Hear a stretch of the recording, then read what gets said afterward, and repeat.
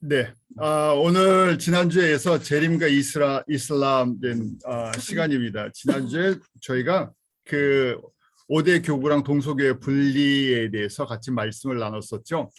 어떻게 그 5대 교회가 교구로 또 그다음에 그 서방 교회라고 얘기하는 로마 카톨릭이랑 동방 교회라고는 오소독스 처치로 분리가 되는지에 대한 간단한 배경들을 저희가 보았어요.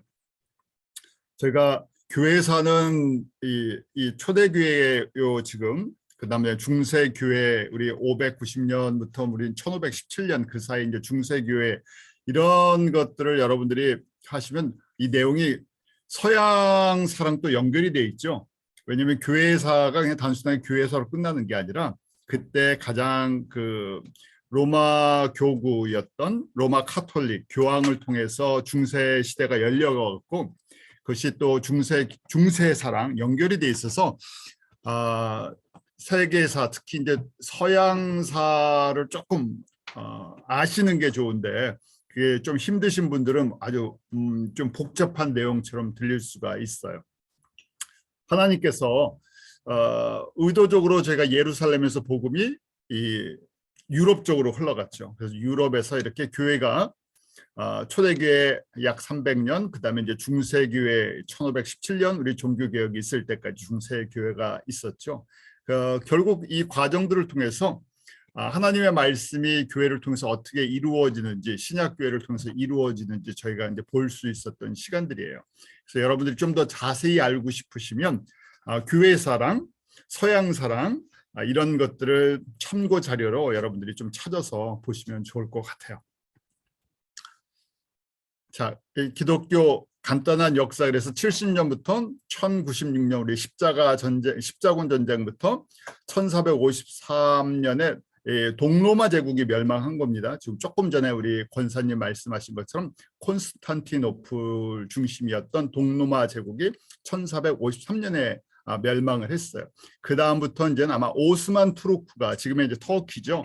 오스만 투르크가 그 지역, 터키 지역과 아라비아 지역을 장악을 합니다. 그것이 이제 19세기, 20세기 초반까지 이렇게 흘러와요. 여러분들이 그래서 이렇게 한번 세계사를 기독교 역사적인 관점에서 한번 정리해 주시면 될 것 같아요. 자, 저희가 보았던 이유가 그 이슬람의 확장 때문에 보았죠.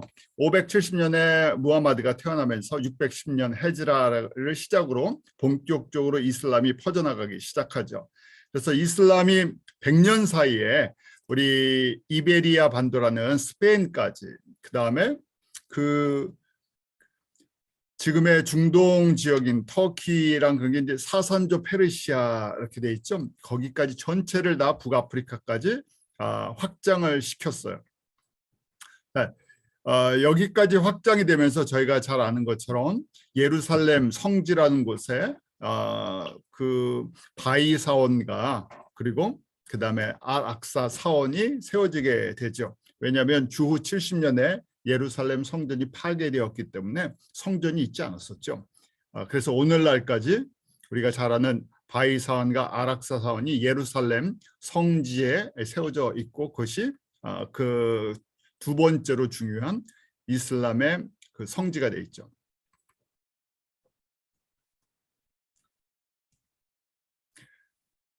오늘날 이슬람 모슬렘 인구로 봤을 때 제일 많은 나라가 인도네시아라고 말씀드렸죠. 그다음 두 번째 나라가 보니까 파키스탄, 세 번째가 방글라데시.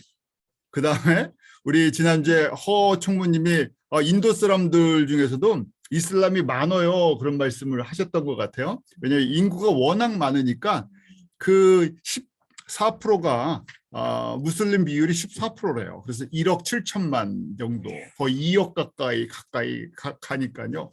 엄청 많죠. 사실 인도랑 인도네시아 지금 무슬림 인구 차이가 별로 없어요. 인도에 워낙 인구가 많다 보니까 인도의 10%만 해도 1억이 넘잖아요. 그래서 지금 1억 7천만, 그다음에 인도네시아는 1억 8천만, 그래서 지금 인도네시아, 파키스탄, 방글라데시, 인도의 이 네 나라의 수니파예요. 사우디아라비아를 종주국으로 하는 수니파 이슬람이 그 나라만 합쳐도 지금 몇 억이 됩니까? 약 예, 한 7억. 그렇죠? 한 7억 정도 되겠죠? 그렇게 그러니까 사실은 우리가 중동 이슬람 지역이라는 뭐 지역보다도 그쪽이 훨씬 많은 걸 보게 돼요. 왜 이걸 보면서 얘기를 하냐면 저희가 한국이잖아요. 그 아시아에 속한 나라고 하나님께서 이제 남겨진 선교 지역 중에서 아시아에 남은 사람들이 제일 많죠. 미전도 종족. 미전도 종족 중에서도 이슬람 인구들이 이렇게 많고 가장 들어가기 힘들고 어떻게 보면 이 숙제를 저희들에게 맡겨주신 것 같아요. 하나님께서 아시아의 나라들을 저희가 품어야 할 그 사명이 좀 있는데 지금 인도네시아, 파키스탄, 방글라데시, 인도 특별히 인도네시아 같은 경우에 요새 한국이랑 교류 관계가 굉장히 깊죠. 그래서 여러분들이 혹시 뭐 뉴스 같은 거 보셨으면 인도네시아에 한국 기업들도 많이 들어가 있고 그다음에 인도네시아 사람들이 한국을 너무 좋아해서 떡볶이가 그렇게 잘 팔린대요. 그 떡볶이 매장이 몰마다 다 들어가 있다고 할 정도로 빵도 그렇고요. 네. 네. 그래서 인도네시아에 한국 사람들도 많이 들어가고 그다음에 지금 한국 문화도 그런데 지금 보면 가장 많은 무슬림이 살고 있는 가장 대표적인 나라라는 걸 저희가 또 봐야 할 사명이 있죠. 그래서 하나님께서 아시아 나라들이잖아요. 인도네시아, 파키스탄, 방글라데시, 인도에 이렇게 남겨놓으신 걸 보게 돼요. 자, 오늘은 저희가 지금 재림과 이슬람 이제 저희가 왜 이슬람을 공부를 했는지 이제 정리를 하는 시간입니다. 그래서 재림의 징조 속에서 저희가 이제 예수님 오실 때가 어느 때보다 가까운 시대에 살고 있어요. 저희가 그래서 이거를 한번 이슬람과 함께 이제 정리를 하는 시간을 갖겠습니다. 저희가 가장 대표적으로 요새 많이 듣게 되는 게 두 짐승과 뭐 적그리스도에 대한 이야기를 듣게 돼요. 왜냐하면 실질적으로 뒤에서 움직이는 세력이기 때문에 그래요. 그래서 계시록 13장에 보면 우리가 두 짐승에 대한 예언의 말씀이 나옵니다. 일반적으로 이제 11장 저희가 2년 됐나요? 벌써 요한계시록 공부한 지가 한 2년 됐죠. 종말론과 요한계시록 한 지 2년 됐죠. 그때 잠깐 나눴었지만 계시록 11장 여러분들 혹시 다 기억하실 것 같아요. 계시록 11장부터 후 3년 반으로 들어갑니다. 계시록 11장부터 후 3년 반의 내용으로 이제 들어가요. 그래서 13장은 후 3년 그 7년 환란 때 전 3년 반, 후 3년 반 이렇게 나눠지죠. 전 3년 반 7년에 앞부분 3년 반은 그래도 조금 괜찮은 기간이에요. 후 3년 반이 굉장히 더 심각한 기간이에요. 자, 그 후 3년 반의 내용인데 이것이 그렇다고 딱 후 3년 반에 딱 나타나는 것이 아니라 7년 환란이 있기 전부터 이런 흐름으로 갈 것이라는 거예요. 점점 강화되고 심해지고 더 복잡해지고 더 강해지고 하는 점증적인 그런 거죠. 그래서 저희가 이 계시록 이 13장의 내용을 보면 오늘날 시대를 저희가 예측하고 앞으로 어떻게 흘러갈 것인지를 성서적으로 좀 바라볼 수 있어요. 그래서 두 짐승이 나오는데 두 짐승이 무엇인가 그냥 간단하게 생각하면 적그리스도, 엔타이크라이스트다, 우리 예수님을 반대하는. 근데 저희가 적그리스도는 종말 때 재림 때만 있는 것이 아니라 항상 있어 왔어요.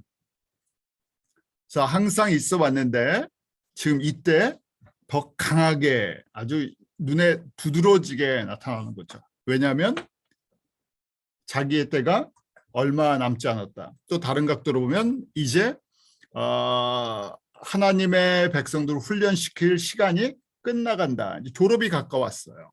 그래서 지금 마지막 아주 극한 좀 훈련의 나머지 마지막 클라이막스 같은 것이죠. 그래서 두 짐승이 있는데 그 첫 번째 그 특징이 13장 1절부터 이제 10절에 나오는데 1절에 보면 내가 보니 바다에서 한 짐승이 나오는데 뿔이 열이요 머리가 일곱이라 그 뿔에는 열 면류관이 있고 머리들에게는 참남한 이름들이 있더라고 돼 있죠. 그래서 간단하게 보면 이 짐승의 특징이 있는데 뿔이 열이다 그랬어요. 그 뿔은 권세를 상징하죠. 그러니까 열이라는 것은 저희가 구약 때부터 쭉 보면 세상의 권세들을 상징한다는 걸 보게 돼요. 그래서 뭐 어떤 분들은 너무 이것을 10개의 나라 이렇게 특정져서 보시기도 하는데 뭐 그렇게 볼 수도 있겠죠. 그런데 저희가 아직 이거는 7년 환란 때 특별히 후 3년 반에 확실하게 드러날 거니까 저희가 열이라는 숫자의 상징적으로 봤을 때 이 전 세계의 세력을 상징하는 것 이렇게 볼 수 있죠. 전 세계 권세를 가지고 있다. 특별히 정치, 경제, 사회, 문화에 이 영향력을 행하는 것을 보게 돼요. 그래서 이 짐승은 간단하게 생각하면 정치 경제의 지도자, 전 세계 정치 경제에 영향력을 미치는 지도자다. 그렇게 볼 수 있어요. 그리고 머리가 7이다 하죠. 완전 숫자예요. 그러니까 이 권세, 이 머리라는 이 뿔, 열, 머리가 7, 이 보니까 세상에서는 이 권세를 따라가야 거의 하나님의 권세와 세상에서는 맞먹는다는 거예요. 그래서 이런 완전 숫자를 쓰죠. 세상에서는 세상 사람들의 눈에 보기에는 완전한 거의 권세 같고 그런 능력 같아요. 근데 특징이 있죠. 머리들의 그런 권세가 있는데 7머리에 이름들이 있는데 참남한 이름이다. 이건 개역 한글 번역이고요. 개역 개정은 신성 모독하는 이름이다 이렇게 돼 있죠. 신성 하나님을 모독하는 이름들로 가득 차 있다는 거예요.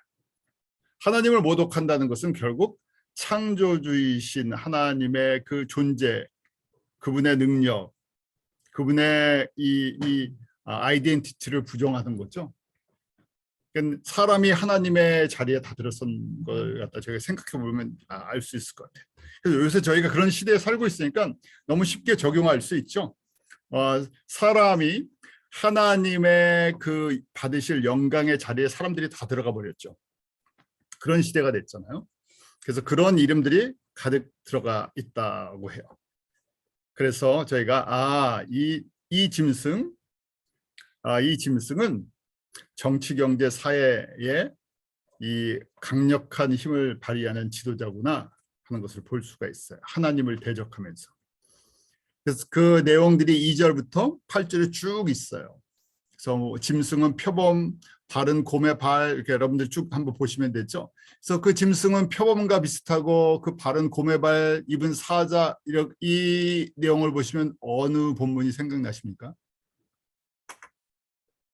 다니엘의, 그렇죠. 다니엘이 보았던 환상. 그래서 저희가 다니엘이 보았던 환상은 저희가 바벨론과 그다음에 로마 제국까지의 그런 제국을 상징한다 이렇게 보잖아요. 이게 제국의 권세를 가진 사람이구나. 왜냐하면 지금 계시록이 주후 95년에 사도 요한이 보고 쓰는 거잖아요. 그 당시 사람의 시각으로 이제 한번 생각을 해봤을 때 이 짐승이라는 것이 결국 거대 제국의 파워를 갖고 있는 그 사람이구나 하는 걸 보게 돼요. 그래서 머리 하나가 상하여 죽게 되었다가 살아나죠. 그래서 거기 4절에 보면 용이 짐승에게 권세를 주므로 용에게 경배하고 짐승에게 경배한다. 그러니까 용이 사단이죠. 사단의 상대. 사단이 지금 사단의 앞잡이에요. 짐승이. 그런데 겉으로는 뭐예요? 정치, 경제, 세계적인 지도자예요. 이 권세가 어마어마해갖고 사람들이 이 권세 앞에 굴복을 하고 경배를 하는데 결국 누가 경배를 받는 거예요? 용이 경배를 받는다는 거예요. 그래서 5절에 보면 42달 동안 일할 권세를 받았다고 돼 있죠. 3년 반. 42개월이니까 3년 반이죠. 네, 3년 반 동안 엄청난 영향력을 행하면서 많은 사람들을 미혹해 할 거다 하는 거죠. 그래서 뭘 할 건지 그 밑에 설명이 돼 있죠.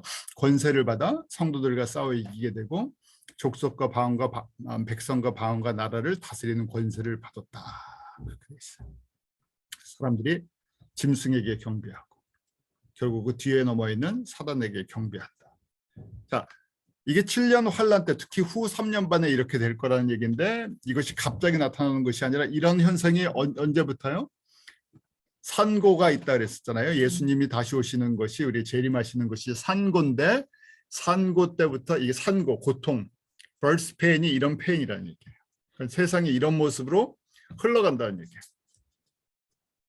그래서 저희가 민주주의를 참 좋아하고 자유민주주의, 정의, 평화 이런 걸 좋아하는데 세상이 점점 어떤 패권을 갖고 있는 그런 사람들에게 더 인기가 있고 그 사람들이 그 힘을 모으는 그런 모습들로 갈 거를 예측할 수 있죠. 이 내용을 보면요.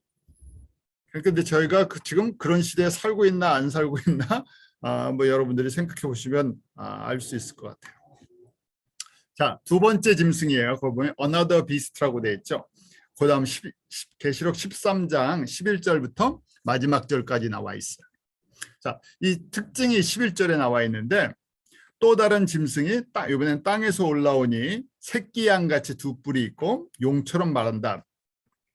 새끼 양같이라고 돼 있죠. 그러니까 새끼 양이니까 거기 램이에요. 누구처럼 보인다는 거예요. 예수님처럼 보인다는 거예요. 그러니까 예수님처럼 보이니까 종교 지도자구나.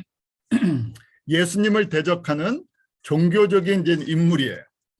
그런데 뭐가 있어요? 뿔이 있어요. 그래서 이 뿔이 있어서 권세도 있고 또 사람들을 갖다가 찌르는 뭐 권세도 있고 있어요. 영광이. 그런데 말은 뭐처럼 말을 한대요? 용처럼 말을 한다. 용처럼 말을 한다. 그러니까 무슨 얘기예요? 사단이 하는 이야기를 한다는 얘기죠. 사단이 하는 이야기는 뭐겠습니까?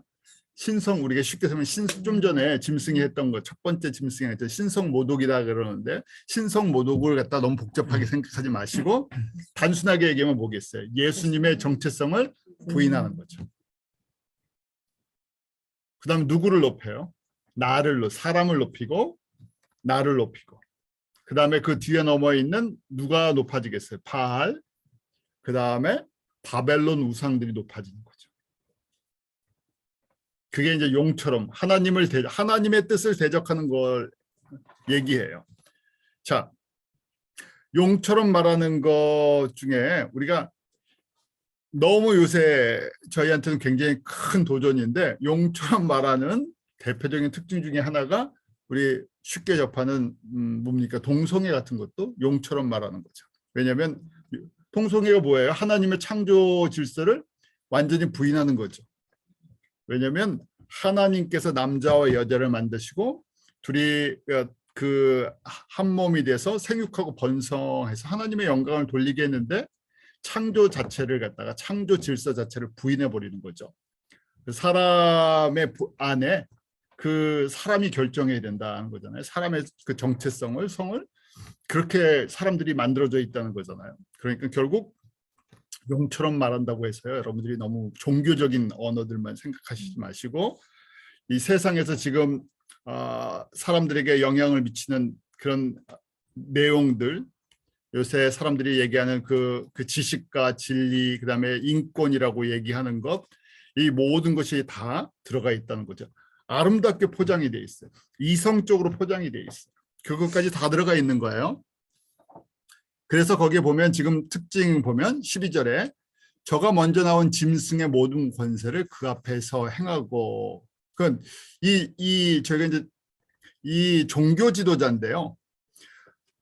정치 지도자가 그냥 쉬운 얘기로 정치 지도자가 갖고 있는 권세만큼 권세가 있다는 거예요. 이게 세상의 영향력이야. 그런 파워를 갖고 있다는 거예요. 그래서 땅과 땅에 거하는 자들로 처음 짐승이니까 정치 지도자 이렇게 생각하시면 되죠. 첫 번째 짐승에게 경배하게 하니 곧 죽게 되었던 상처가 나은 자다. 그 부활하는 능력처럼 보여줬다는 얘기예요.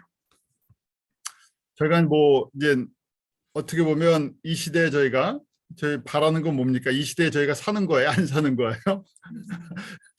이거 안 보고 싶어요. 저희가 이거 보자고 이걸 그러니까 저 가끔 그런 질문들 하시잖아요. 참 여기서 이어지면 이제 666표도 나오고 뭐 이게 지금 두 짐승인데 하나는 종교 지도자, 정치 지도자니까 누가 될 것 같습니까? 막 그래서 질문도 하시고 연구도 하시고 그러세요. 그런데 그때 살면 다 아세요. 질문 안 하셔도 돼요. 그때 사시면 안 가르쳐줘도 다 아는 내용이에요. 다 아는 내용인데 저희가 지금 막 이제 두려움도 있고 걱정도 되고 또 호기심도 있고 여러 가지 이유 때문에 질문하는데 자 저희는 이 공부를 하는 목적이 뭡니까? 이 시대에 저희가 이걸 알아갖고 살려고요? 아니죠. 저희는 제일 좋은 시나리오가 어떤 시나리오예요? 예수님 다시 오실 때 공중 오실 때 우리는 들림받는 휴거돼서 그 예수님과 함께 보좌에 있어서 이 7년 이거 안 받는 게 가장 좋은 모습이죠. 그럼 뭐 이거 알아도 우리는 안타까운 마음이 좀 있지만 이거 그렇게 심각하게 알려고 안 하셔도 괜찮아요. 왜냐하면 이렇게 흘러갈 건데 저희는 어디에 있을 거예요. 그러니까 진짜 알아야 될 건 뭡니까? 왜냐하면 7년 예수님이 오시기 전까지 저희가 해야 할 건가 무엇인가? 어떻게 하면 그 예수님의 혼인잔치에 들어갈 수 있을 것인가? 그게 정말 중요한 거예요. 그 질문을 하려면 저희가 진짜 본질적인 질문은 그게 저희 질문이에요. 지금 이제 좀 이따 또 그것도 제가 근데 또 다 얘기해 드릴 거예요. 근데 이게 설이에요, 설. 다음부터는 설이 이제 좀 나올 거예요. 자, 큰 그림은 이랬습니다. 이거는 큰 그림은 이렇게 예측해 보는 거예요. 이 말씀을 보면서 그려지니까 이렇게 해석합니다. 그래서 이제 이 종교 지도자라고 보는 그 두 번째 짐승의 특징이 12절부터 쭉 나와 있어요. 그 특징에 보면 땅과 땅에서 사는 자들을 처음 짐승에 경배하게 해요. 그 누구를 섬기라고 가르쳐 주는 거예요? 정치 지도자 그 사람을 섬겨야 된다고 가르쳐 주는데 이 종교 지도자의 영향력이 엄청나니까 사람들이 이 말을 듣고 따른다는 얘기예요. 그래서 근데 또 능력도 있대요. 13절에 보면 큰 이적을 행하되 심지어 사람들 앞에서 불이 하늘로부터 땅에 내려오게 하고 짐승 앞에서 받은 바 이적을 행함으로 땅에 거하는 자들을 미혹한다고 돼 있어요. 지식적인 미혹도 있고요. 그러니까 미혹을 시키는 게요. 저희가 지식적인 미혹도 있고 그다음에 물리적인 미혹도 있어요. 사인스 앤 원더 같은 게 저희가 참 조심스러워요. 분명히 성령님이 주시는 능력도 있는데 이 마귀가 짐승에게 주는 능력도 있어요. 근데 사람들이 약하기 때문에 능력이 나타나면 그걸 보고 따라가죠. 지식도 그렇잖아요. 제가 어떤 지식, 저 사람 너무 지식이 있어 보이고 지혜가 있어 보이면 사람들을 끄는 힘이 있어요. 쫙 끌죠. 그래서 요새는 뭐 SNS나 뭐 유튜브나 이런 데서 인기 있는 분들이 있잖아요. 왜냐하면 너무 잘 가르치니까. 또 마찬가지로 요새 그 능력을 행하는 사람들이 있어요. 그래서 저희가 분별할 수 있는 지혜가 필요한데 왜냐하면 마지막 때 이렇게 혼란스러울 걸 가르쳐 주세요. 그래서 이 짐승도 이런 능력이 있대요. 15절에 보면 권세를 받아 짐승의 우상에게 우상을 만들어요. 그 첫 번째 정치 지도자의 우상을 만들었는데 우상에게 생기를 줘서 짐승의 우상 그 첫 번째 정치 지도자의 우상이 말도 하고 그렇게 하게 한대요. 그러니까 이걸 빨리 생각해 보시면 그렇죠. AI 같은 것도 우리가 생각해 볼 수 있어요. 왜냐하면 옛날 사람들은 상상을 할 수 없는 진짜 무슨 뭐 신상을 하나 만들었는데 신상이 말을 하나? 이렇게 생각할 수 있겠죠. 지금부터 2000년 전 사람들을 봤을 때. 근데 저희는 봤을 때 이거 AI 로봇 같은 거 얼마든지 가능한 얘기구나. 지금 저희 요새 새로운 것들 너무 많이 나오죠. 저희 아들이 가르쳐 주더라고요. 그래서 말을 하기를 요새 논문도 AI 로봇이 써준대요. 그래서 너무너무 잘 쓴대요. AI한테 저 주제를 주면 주제를 주면 같은 거 나오지 않나? 안 나온대요. 워낙 그 데이터 분류해서 그러니까 저희 시대는 짜집기해서 책 보고 짜집기 했잖아요. 그래서 요새 만약 그런 논문을 내면 대부분 다 표절로 걸려요. 그래서 요새 이렇게 많이 걸리는 거예요. 옛날엔 그걸 이 분석을 할 수 있는 사람이 읽어야 되니까 읽어서 찾잖아요. 그런데 지금은 이 컴퓨터가 이걸 분리를 다 해주는데 논문을 써준대요. 논문을 써갖고 새로운 걸 만들어낸대요. 표절도 밝혀주고. 표절도 밝혀주고. 그래서 표절하기가 너무 어려워졌고 그다음에 얘가 그만큼을 도와줄 수 있는 능력이 지금 있대요.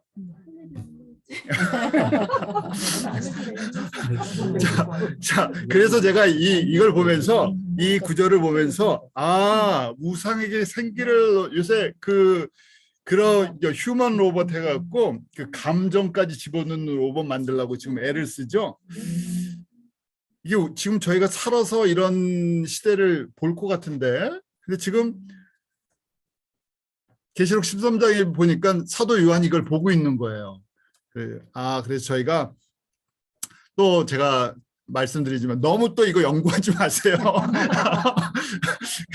연구 안 해도 저희가 벌써 인포메이션이 이렇게 많이 들어와 있잖아요. 그래서 이렇게 갈 거는 다 아시는 거예요. 뭐 얼만큼 더 발전될 것인가 하는 것만 남아있죠. 그래서 지금 하는 이야기가 아니죠. 사도 요한을 통해서 하나님이 주시는 말씀이에요. 그 7년 환란 때 모습인데 13장 16절에 보면 그가 모든 자, 곧 작은 자나 큰 자나 부자나 가난한 자나 자유인이나 종들에게 그 오른손이나 이마에 표를 받게 하고 그 유명한 표 나오는 거예요. 이 표를 가진 자 외에는 매매를 못하게 하니 이 표는 짐승의 이름 곧 그 이름의 수다 666 이게 나오는 거예요. 여기서부터 여러분들이 좀 상상을 해보실 수 있어요. 추측은 해보실 수 있어요.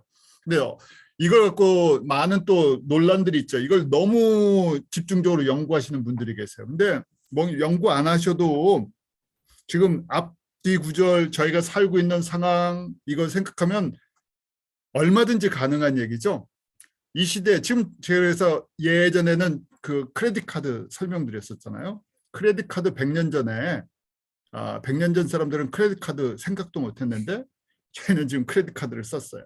그러니까 지금 200년 전 사람들이 저희가 크레딧 카드를 쓰고 있는 걸 보고 있으면 뭐라고 얘기하겠어요? 666표다 그렇게 얘기를 하죠. 뭐 저희가 지금 666표를 쓰고 있는 거나 다름이 없어요. 이게 지금 컨트롤되고 있는 거니까요. 이게 통제가 되고 있고. 다른 얘기로 또 하면요. 이건 경제학 얘기는 아니고요. 돈의 변화를 아시면요. 돈의 흐름, 돈이 어떻게 변천됐나. 옛날엔 무슨 화폐였죠? 화폐가 아니라 물물교환이었죠. 거기서부터 이제 뭐 동전이 나오고 금화, 은화 이런 게 나오면서 화폐가 발전돼 있었죠. 그 화폐, 돈을 갖고 있는 사람이 권세를 가졌어요. 그렇죠? 그래서 돈을 누가 움직이느냐. 지금도 그래서 돈을 누가 움직이느냐 관심 있는데 이 지금 돈이 어떻게 됐어요? 요새는 캐시를 안 갖고 다니잖아요, 사람들이. 캐시를 갖고 다니면 무슨 느낌이 요새는 드냐면요. 연세 드신 분들 죄송합니다. 저는 캐시를 좋아해요.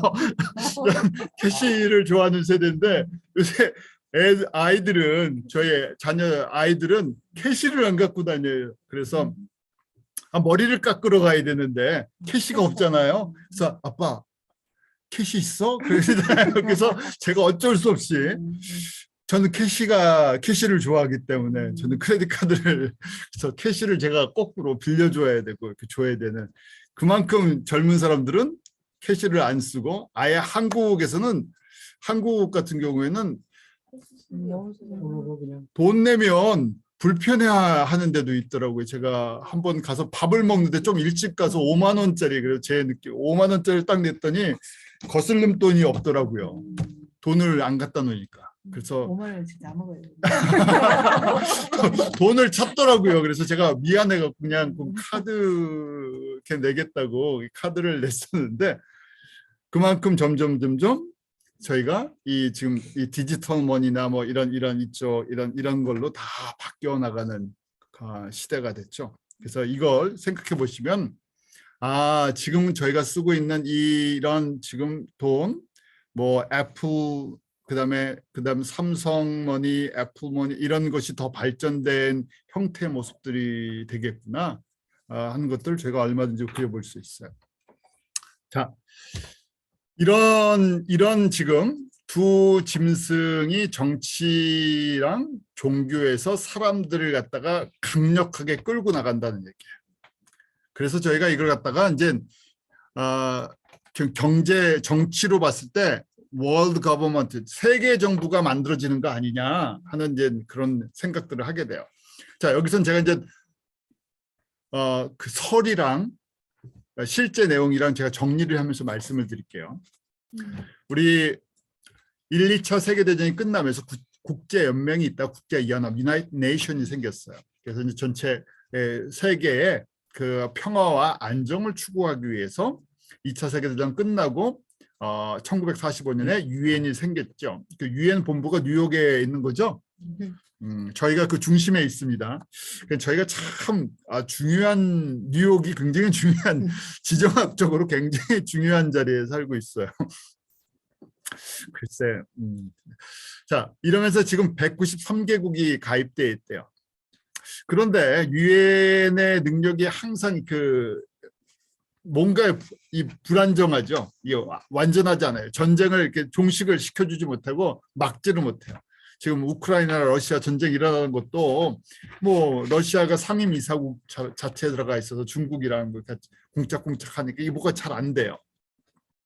그러니까 사람들이 그림자 정부가 있는 거다 하고 이제 음모론이라고 얘기를 하는데 이건 앞에 나와 있는 사람들이 진짜가 아니고 뒤에 숨어 있는 사람들이 있어서 단일 정부를 만들려고 한다. 이런 기독교 좀 약간 보수적인 사람들이 그런 주장을 해요. 저는 그걸 제가 여러분들에게 믿으라고 말씀드리는 게 아니라 이렇게 보는 사람이 있다고 가르쳐 드리는 거예요. 그러면서 그 얘기하는 것이 이제 딥 스테이트다. 그림자 뒤에서 조종을 한다는 거예요. 그런 얘기 많이 들으셨죠? 네. 그래서 그 사람들이 주장하는 게 뉴 월드 오더, 신세계 질서다. 그 중에 이제 대표적인 그룹이 일루미나티랑 프리메이슨이다. 여러분들 뭐 이거 공부하셔도 특별한 내용이 나와 있지는 않습니다. 왜냐하면 다 설들이라서 그래요. 그래서 그냥 이럴 가능성도 있겠구나 하고 볼 수는 있어요. 그래서 지금 쉽게 말해서 누가 짐승이냐, 제가 짐승 찾으려고 연구하시는 분들 계시다 그랬죠. 그래서 이 짐승 찾으려는 분들이 이걸 자꾸만 더 연구를 하세요. 모르겠어요. 아마 시간이 지나면 더 분명하게 나타날 수도 있겠죠. 자, 이렇게 왜 이런 얘기를 하냐면 두 짐승에서 첫 번째는 정치 지도자이기 때문에 이런 질서를 새로 편성을 하면서 힘을 모으는 거 아니냐고 저희가 이제 보는 거죠. 자, 저희는 이렇게는 볼 수 있어요. 정치적으로 예수 그리스도를 인정하지 않는 사람들이 힘을 갖고 그것이 세계를 지금 어떻게 움직이나 이 기독교적인 복음적인 입장에서 세계를 보는 눈은 필요해요. 여러분들이 그런 것들은 필요하죠. 근데 그 너머에 누가 있는지 없는지 그것까지는 저희가 알 수가 없어요. 그래서 여기서부터는 설이 돼요. 근데 여기 설에 너무 많이 들어가시게 되면 이제 나중에 혼란스러워집니다. 그래서 그냥 한쪽으로 그냥 아시는 정도만 그냥 했으면 좋겠어요. 제 개인적인 의견입니다. 뭐 여러분들이 관심 있어서 연구하고 싶으면 연구하셔도 돼요. 자, 두 번째는 그러다 보니까 이제 경제도 이제 뭉쳐지기 시작했어요. 나라들도 이제 힘을 뭉치죠. 그냥 자기네끼리 이제 힘을 뭉쳐요. 전체는 아직 하나가 안 되죠. 전체는 하나가 안 되는데 얼라이 연방이 생기죠. 우리 1차, 2차 세계대전을 하면서 그 연합군과 뭐 이렇게 독재하는 나라들, 그래서 두 세력이 부닥칠 수 있는 그런 연합 세력들이 생겼어요. 제가 속해 있는 교단이 크리스천 앤 미셔너리 얼라이언스라고 되어 있는데 얼라이언스라는 게 연맹, 연합이잖아요. 1차 세계대전 때 이 단어가 전 세계적으로 이 서방 세계에 굉장히 유행했던 단어예요. 그래서 저희도 저희 교단도 그 1884년 뭐 그때 이제 그 선교 단체로 시작됐는데 그때 가장 핫한 단어였던 얼라이언스를 써갖고 크리스찬이랑 미셔너리가 얼라이언스 우리 연합해서 세계 선교를 이 시대에 다 이루자 해갖고 얼라이언스를 썼다고 하는 제 추측설입니다. 그렇지만 그때 그 얼라이언스 단어가 그 19세기, 20세기 초반에 굉장히 유행했던 단어예요. 그래서 얼라이언스 굉장히 많이 있어요. 자, 두 번째는 저희가 이제 세계 무역기구 이런 이제 무역으로 이제 하나가 되려고 했어요. 그래서 얼마 전까지 우리 그 유명한 미국의 대통령님이 나오시기 전까지 전 세계는 자유무역협정이라는 Free Trade Agreement FTA를 하려고 전 세계들이 이걸 했어요. 핵심 내용은 뭐냐면 86년부터 이제 94년에 우루과이 라운드 하면서요. 이게 95년에 이 월드 이거 WTO랑 W 뭐죠? 보건기구 HO랑 혼돈하지 마세요. 자, WTO는 95년에 창설이 됐어요. 목적은 자유무역을 하기 위해서요. 그 내용은 뭐냐면 모든 나라가 서로 다 무슨 제품을 생산하려고 하지 말고 각자 잘 만든 것만 하자. 그래서 아르헨티나는 고기가 많이 나니까 소고기를 갖다가 공급해주고 한국은 뭐 자동차를 잘 반도체를 잘 만드니까 반도체 공급해주고 중국은 인건비가 싸니까 중국에서 뭐 제품들 만들어주고 이걸 해서 관세를 없애고 자기네 잘하는 것만 집중적으로 해서 그래서 트레이드를 하자. 그래서 이제 미국이랑 한국도 이런 뭐 했고 중국이랑 한국 뭐 이런 걸 했었어요. 그래서 전 세계가 글로벌라이제이션에서 전 세계가 지구촌 경제를 만들어서 그 힘을 누가 받았어요? 지금 보니까 중국이 엄청나게 부상하는 길이 됐었죠. 그러니까 지금부터 몇 년 전에 우리 대통령 대신 트럼프 같은 분이 대가끔 보니까 미국이 맨날 손해보는 것 같아요. 그래서 안 되겠다. 바꿔야 되겠다. 전략을. 그래서 그때부터 매니지 트레이드를 바꿔버렸어요. 그래서 저희가 이 견제를 하면서 이 자유무역 다 하는 게 좋지 않다 그래서 이게 갑자기 조금 바뀌면서 혼란이 오면서 서로 싸우고 있죠. 좀 그러면서 다시 재조정이 되고 있어요. FTA를 체결했는데 이 내용 다시 수정해야 된다고 막 바꾸고 지금 요새 그 전기차 때문에 미국에서 IRA인가요? 뭐 새로 법 만들었죠. 미국 안에서 전기차 만드는데 그 파트를 중국산 이런 거 쓰면 안 된다 그래갖고 현대차가 갑자기 난리가 났다 이러죠. 왜냐하면 지금 제한적으로 다 바꿔버렸어요. 그래서 한국도 안 봐주겠다고 막 지금 그러잖아요. 강하게 이 얘기하는 것이 지금 이런 식으로 급속도로 변하고 있어요. 자, 2015년 현재 그 WTO 세계무역기구에 가입된 나라가 161개국입니다. 제가 그 표를 보니까 지금 가입된 나라가 짙은 그린이에요. 그 다음에 유럽 EU에 들어가 있는 것은 제가 열분이라고 써놨죠. 그 흐린 무슨 컬러라고 얘기를 해야 될지 몰라서 초록색과 이게 원래 이게 연두색 한국말로 그렇죠. 연두색이에요. 연두색. 그래서 제가 이 컬러 센스가 좀 떨어지기 때문에 자 여튼 그린 뭐죠? 연두 색깔 EU예요. EU는 저에게 좋은 모델을 보여주고 있어요. 어떻게 나라들이 정치, 경제 이게 뭉쳐줄 수 있나? 유럽 여행 가시는 분들은 아시죠? 유럽의 한 나라, EU 국가 한 나라 들어갈 때 입국 수속하면 나머지 나라들은 입국 수속할 필요 없죠. 여권 하나 갖고 다 통하고 그 다음에 영국은 빠져나왔죠. 그래서 영국은 빠져나왔어요. 나머지 나라는 통화도 유로로 쓰고 있어요. 왜냐하면 통화의 힘을 알기 때문에 미국의 달러를 대적하기 위해서 돈을 누가 쥐고 움직이느냐 이게 중요해서요. 그런데 미국의 달러를 따라갈 수는 없죠. 이건 그래요. 그래서 뭉친 것들을 한번 보여줘. 저렇게 뭉치구나. 여담으로 그러니까 어떤 분들은 그 두 짐승 중에서 정치 지도자가 EU에서 나오는 거 아니냐 하고 하시는 분들이 계세요. 왜냐하면 통합되어 있는 것들을 한번 보여주기 때문에 그래요. 또 다른 데 가서 그러지 마세요. 안성명 목사님 그러는데 저는 그런 얘기가 있다고 말씀을 드린 거예요. 제가 그걸 100% 신뢰한다는 얘기는 아니, 그런 얘기도 있다 그러는 거예요. 가능성은 좀 있을 수 있죠. 왜냐하면 연합된 힘을 보여주기 때문에 그래요. 블루는 지금 이 북아프리카에 있는 나라들, 그다음에 뭐 터키 이런 참강국이에요. 그레이가 보이세요? 회색이? 네. 눈들이 좋으시군요. 네, 회색은 미가입국이에요. 회색이 미가입국이에요. 네, 이렇게 해서 전 세계가 이렇게 지금 이렇게 돼 있어요. 그러다 보니까 이제 정치적인 블락화를 만들어놔요. 전 세계는 하나가 안 되는데 EU라든지 우리 캐나다, 미국, 멕시코는 한 덩어리로 붙어 있죠. 나프타라고 경제 체제도 돼 있지만 동시에 정치적으로도 이렇게 하나로 돼 있어요. 그래서 저희가 캐나다 가기 참 좋습니다. 뭐 여담이니까 나중에 말씀드릴게요. 캐나다 미국 시민권 아니신 분들은 그 전자 등록하는 거, 예, ETA 같이 캐나다 들어갈 때 그거 필요하십니다. 미국 분들은 예외예요.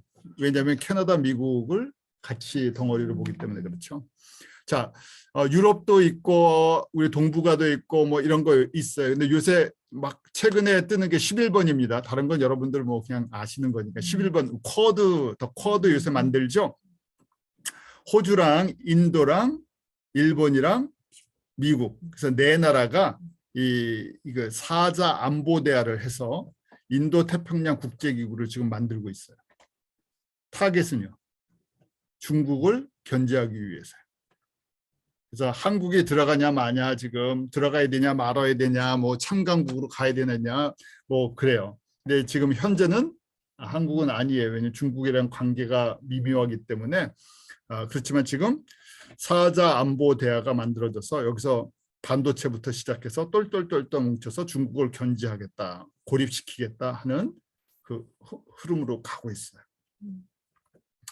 경제적인 블락은 뭐 이미 오랫동안 계속돼 있죠. 우리 대표적으로 이슬람 협력 국가 이런 것도 있고, 오펙도 있고, 그 석유, 그다음에 아셈 뭐 이런 거 있고, 미국, 캐나다, 멕시코는 지금 관세 이런 협정이 다 돼 있죠. 제가 최근에 며칠 전에 알았어요. 그 우리 김철기 선교사님이 마나우스에서 비행기 타고 들어가시잖아요. 그 마나우스가 1970년 80년대 브라질에서 그 자유무역 도시로, 그 관세를 받지 않는 자유무역 도시로 만들었대요. 그래서 삼성도, 그다음에 LG도 거기에 들어가 있는 거고, 그다음에 혼다 바이크, 그 전 세계에서 가장 큰 공장이 거기 들어가 있대요. 그래서 마나우스가 그 아마존 그 지역에 가장 경제적인 아주 또 그 경제 특구 같이 의도적으로 브라질이 만들었다, 이렇게 돼 있더라고요. 그래서 저희가 김철기 선교사님이 그 가까이서 사역을 하시는데, 그렇게 또 하나님께서 그런 것들을 저희가 또 김철기 선교사님을 통해서 또 보게 하시죠. 자, 그래서 지금 자유무역 협정들이 중간에 이제 블락들이 돼 있는 거예요.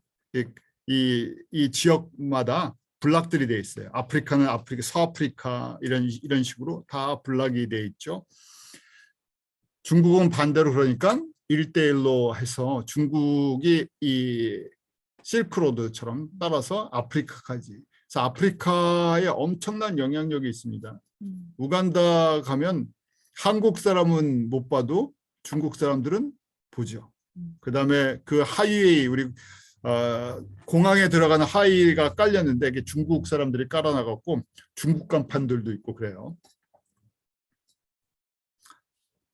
자, 우리 마지막으로 이제 종교연합운동 이 내용을 조금만 보죠. 그래서 종교는 그럼 어떻게 흘러가나? 우리 마태복음 24장 4절 5절에 예수님께서 예언해 주셨죠. 마지막 때 특징이 무엇인가? 너희가 사람의 미혹을 받지 않도록 주의하라. 많은 사람이 내 이름으로 와서 이르되 나는 그리스도라 하여 많은 사람을 미혹하리라. 우리 대표적으로 종교다원주의를 이야기하죠. 뭐 이거 지금은 뭐 이것이 종교다운주의뿐만 아니라 이 안에서 파생된 많은 영향력들이 있어요. 저희가 피부적으로 느끼죠. 제가 김철기 선교사님이랑 말씀을 잠깐 나눴었는데 선교사님이 그러시더라고요. 전에는 단기 선교팀 그냥 저희 북미에서는 단기 선교팀 말고 그 신학교에서 오는 그 신학생들이죠. 선교사 후보생들 1년씩 아니면 6개월씩 2년씩 오던 분들이 꽤 있었는데 지금은 다 끊어졌대요. 거의 안 오신대요.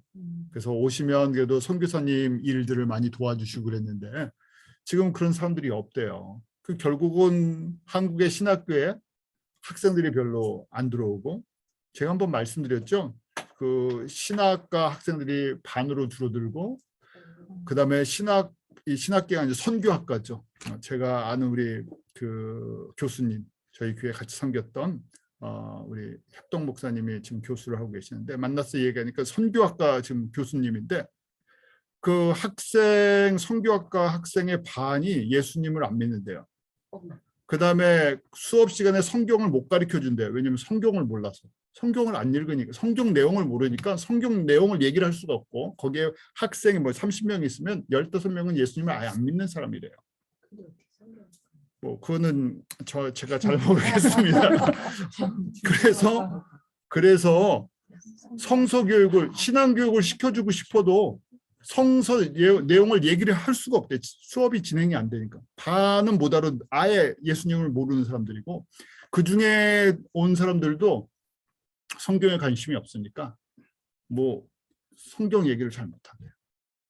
그게 선교학과의 지금 뭐 현실이라고. 그래서 학교에서는 이 신학과랑 선교학과를 좀 없앴으면. 신학대학에서 무슨 과가 있는? 그래서 이제 일반 대학으로 이제 그냥 그런 모습이에요. 왜냐하면 지금 저희가 그냥 종교다운주의 갖고 복음적인 입장에서 예수 그리스도만이 구원의 하나님, 유일하신 구원의 주라고 고백하는 걸 우리가 복음주의라 쉬운 얘기로 복음주의라고 하는데 넓은 의미의 기독교 안에서 80%는 복음주의가 아니고 한 20%가 복음주의다 그랬었죠. 그런데 그 20%의 영향력이 점점 줄어드니까 더 하죠. 그래서 종교다운주의가 대세예요. 종교다운주의가 대세다 보니까 예수 그리스도의 정체성이나 유일성이나 이 성서 교육을 시켜주는 게 불편한 거예요. 이게 없어져요.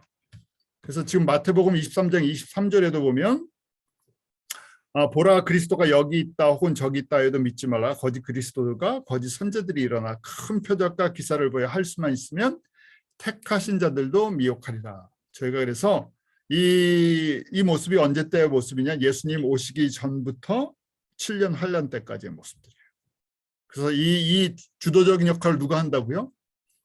종교 지도자였던 짐승이 하는 건데 혼자 하는 것이 아니라 두 짐승이 이런 사회를 만들어 간다는 거예요. 그런데 밑에 따라가는 사람이 있어야 이것도 일을 하잖아요. 그런데 그 짐승을 따르는 사람이 더 많다는 얘기예요. 그 거짓 그리스도, 그 다음에 거짓 선지자들. 우리 거짓 그리스도는 예수님이 아닌데 구원이 있다고, 구원의 능력이 있다고 하는 것들을 설명하는 사람들이죠. 그래서 그걸 가리키는 사람들이 표적도 보여주고 능력도 보여주고 또 사람들이 희한하게 그런 메시지를 듣고 따라간다는 얘기예요. 또 그 사람들의 말 영향력이 그 열불처럼 그다음에 뭐 이런 식으로 그냥 권세가 있어서 용처럼 말하는데 사람들이 그걸 좋아해요. 희한하죠? 그게 이 표적과 그것도 기사예요. 그런 말을 듣고 사람들이 따라가니까요. 그런데 복음의 메시지에 사람들이 관심이 없어지고 이런 모습이 되는데 저희가 대표적인 종교다운주의 교단들 대부분이에요. 대부분. 뭐 로마 카톨릭, 에디오피아 정교회, 애굽 정교회, 아르메니아, 그리스 정교회, 러시아 정교회, 개신교, WCC에 소속된 교단들. 그러니까 뭐 어떤 특정 교단을 얘기하기 대부분이 그렇죠. 이 복음주의도 점점 희석돼 가요. 저희가 복음주의도 약해집니다. 복음주의 교회하고 튼튼하지 않아요. 왜냐하면 성서 교육이 점점 약해지다 보니까 저희가 본질이 약해져요. 그래서 그 제가 이제 뭐 하나 대표적으로 종교다운주의 그 현대 종교다운주의가 어떻게 시작된 거냐면 1962년부터 65년에 로마 카톨릭에서 바티칸 2라는 걸 열었어요. 근데 주제는 뭐냐면 타 종교와 대화의 문을 열어야 된다 하는 거였어요. 굉장히 좋은 의도였어요. 너무 폐쇄적으로 우리가 종교인들이 너무 폐쇄적이다. 그래서 카톨릭에서 앞장서서 타 종교와 문을 열자. 그러다 보니까 신학이 바뀌었어요. 어떤 신학으로요? 기독교 안에만 구원이 있다고 하면 대화가 안 되니까 보편 구원설이라고 얘기하죠. 모든 종교에 구원이 있을 수 있다. 이런 식으로 이제 신학이 흐름이 바뀐 거예요.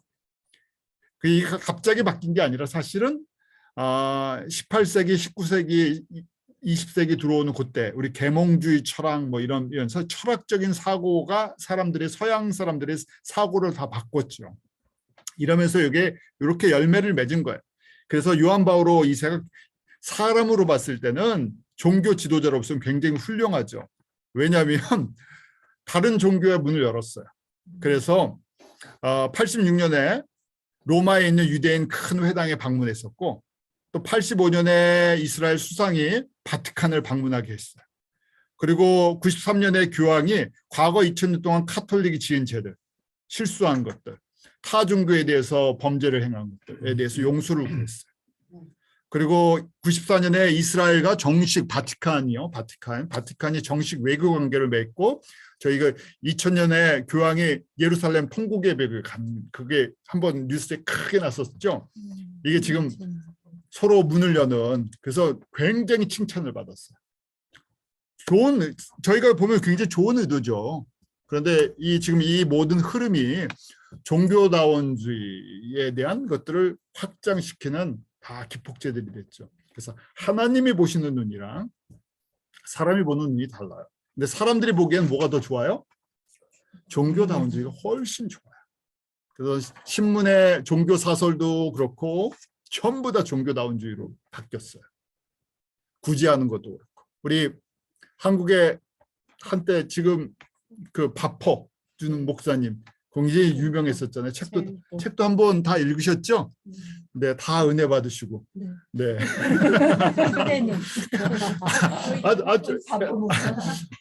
저도 읽었어요. 제 친구는 한국에서 거기 가서 봉사도 했다 그러더라고요. 그만큼 사람들한테 감동을 주니까. 그런데 그 안에 메시지는 다르죠. 그 안에 메시지는 그렇게 복음적인 메시지가 별로 없어요. 근데 사람들은 그게 감동을 받아요. 그러니까 저희가 지금 이런 얘기를 하면 고리타분한 얘기가 되고 하지도 않으면서 이런 얘기를 듣죠. 그만큼 사람들의 생각이 바뀌어버렸어요. 그래서 지금 다시 말씀드릴게요. 큰 표적과 기사를 해서 택하신 자들을 미혹한다는 게 진짜 뭐 사인스 앤 원더 이런 것만 있는 게 아니라 이런 다양한 각도에서 사람들의 영향을 주는데 그것이 미디어를 통해서 또 학자들을 통해서 그게 서포트가 되니까요. 사람들이 다 그걸로 따라가요. 그렇게 될 거를 얘기해 주시는데 예수님이 말씀하셨는데 그것이 언제 완전히 꽃을 피운다고요? 7년 환란 후 3년 때. 그러면 지금 계속해서 이 흐름으로 갈 거예요. 그러니까 저희는 이걸 반대로 가는 사람들이에요. 왜 반대로 가냐면 이걸 이 종교다원주의를 반대합니다 이런 게 아니라 저희가 해야 할 것은 예수 그리스도의 복음만을 전해 주는 거꾸로 복음에 갈급한 사람들이 숨어져 있어요. 그 사람들에게 나눠줘야 되고 이슬람을 보게 된 이유도 마찬가지죠. 이슬람 안에도 복음이 필요한 그 사람들이 다 복음이 필요한 사람들이죠. 우리 아프리카 같은 경우에도 생각지도 못한 아프리카 사람들이 이 예수 그리스도의 복음에 대해서 배고파해요. 그런데 서양 교회나 우리 한국 교회도 점점 배가 불러갖고 그거 맛을 예수님에 대한 맛을 이제 거의 잊어버려 가고 있잖아요. 그래서 저희가 지금 이렇게 보면서 이런 흐름 속에서 저희가 살고 있고 또 도전을 받고 있고 성경 공부를 하고 있고 성경 공부를 하는 이유도 저희가 분명하죠. 여러분들이 이 말씀을 한번 묵상하시면서 올 한 해 내가 예수 그리스도 안에서 얼만큼 이 예수님과 풍성한 교제를 하고 있나, 또 내년도 새로 기도하시면서 또 방향을 정하실 때 우리에게 주신 이 시간 동안 어떻게 이 사명을 감당할 수 있나 기도하시는 은혜가 있기를 원합니다. 기도하겠습니다.